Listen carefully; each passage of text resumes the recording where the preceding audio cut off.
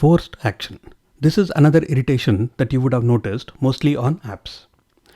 For example, when you are buying a smartwatch, you may not realize that you need to have an app installed on a smartphone to even activate and start using the watch. And that app will not work unless you enable a whole load of permissions. First of all, why make it mandatory to validate your phone number for a smartwatch app? If a user doesn't want to create an account or doesn't want to upload their data into the app, then the watch should at least work with its basic features. How many steps you have walked? What is your heart rate? These are functions that don't require the watch or the app to have access to your contacts.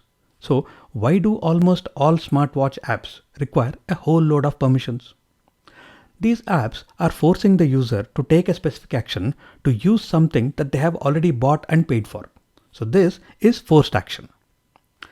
If you are installing a finance related app, just check the permissions it requires and you may be surprised.